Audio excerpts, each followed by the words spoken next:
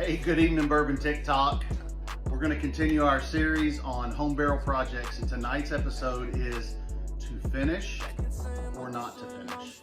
So, first part of the series, we learned about how big a barrel you should consider buying. The second part, we looked at what you need to do once you get your barrel.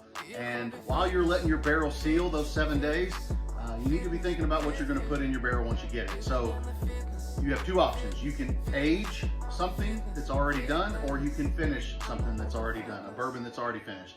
Or you can put a white dog type in it and let it age that way as well.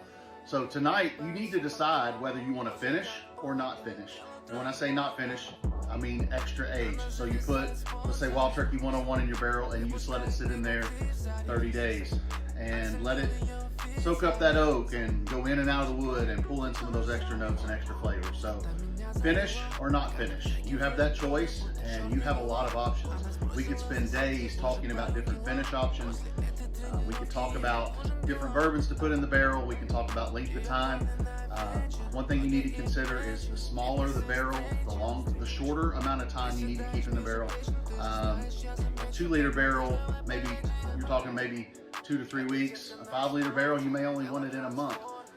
The more you use the barrel on different projects, then the longer that time extends. So that again is your question for tonight: to finish or not to finish, extra age or put in something to finish. There are several things to not consider when you're finishing. You don't want to put anything organic in your barrel.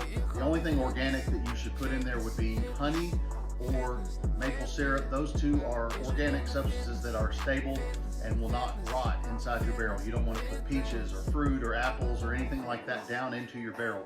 First of all, the bung holes are not big enough to really support that. You'd have to mash it and get it in there, and you'll never get it back out, and it will rot inside your barrel. We don't want that. So those are things to consider. Typically you would do some kind of either a liqueur or a brandy or wine or something as your finishing agent. There's so many different things.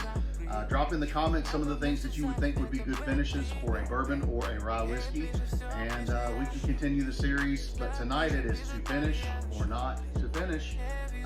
Guys, I appreciate you getting on. Something that's come up new, I've talked with my folks at Urban Barrel Company, and because of this series, they are going to open up a 15% discount on their website. When you go to their website, you can hit their link in my bio.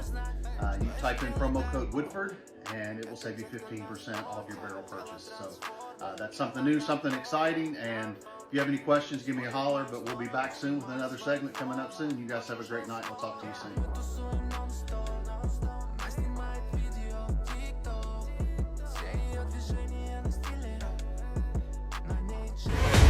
Woodford Bourbon Guy.